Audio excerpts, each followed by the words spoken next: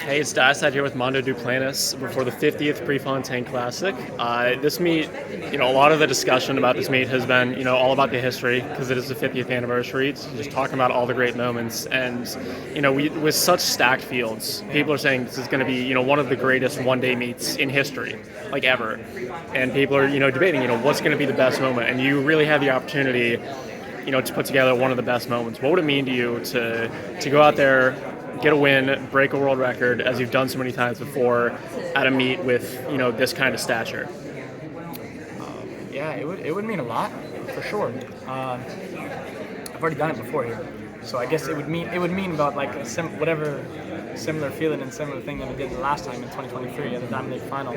But it would be cool. Of course, it's going to be pretty stacked, like it usually is here. Super historic meet, super historic track. Special meet for me and my family.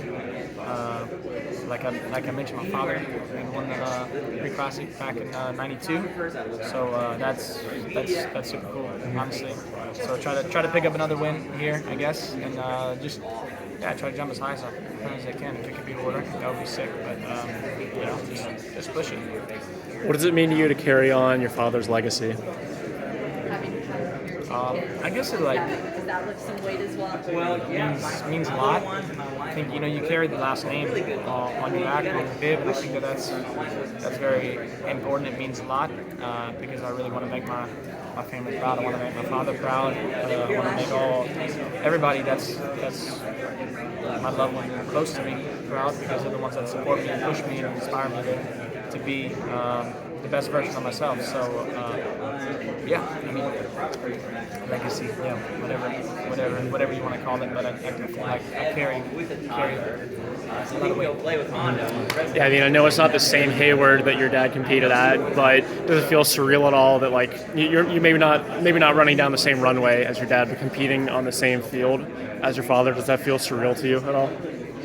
Yeah, I would say so. I think it's just a cool thing that we can bond over, because he's won the Prefontaine Classic, he won Stockholm Diamond League, and that was like the two of the three only ones that he ever won the Diamond Leagues, and that's like the two tracks that I've kind of enjoyed competing at the most. So yeah, of course, it's a super cool thing that we can kind of talk about, I guess, and relate and tell some old stories about the good old days or whatever, and that's super cool.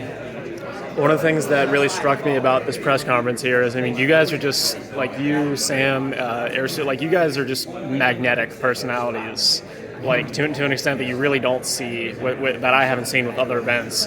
Do you think it's something special about pole vaulters that makes you guys just fun, magnetic personalities? I don't know. Maybe. I think it's just I guess you're forced to be social in a little bit of a different way. A lot of the other events, it's very individual, and they're kind of lone wolves, and we kind of are also in some ways. I think when we're back home, we're kind of lone wolves because we just train on our own and we do our own thing. But when we're on the track, we're kind of forced to be social, and I think that probably brings a lot of personality out of us, and we're able to kind of be a little bit more in tune with our personality, probably more than other people. A lot of other people are just kind of in their own, maybe a little bit more in their own bubble, and they stick to themselves more than us. So I guess that kind of forces us to be more, I don't know, not that we're also outgoing, but maybe a little bit more than your average track guy. The last thing I want to ask you about is just some history, comparing you to Sergei Bubka.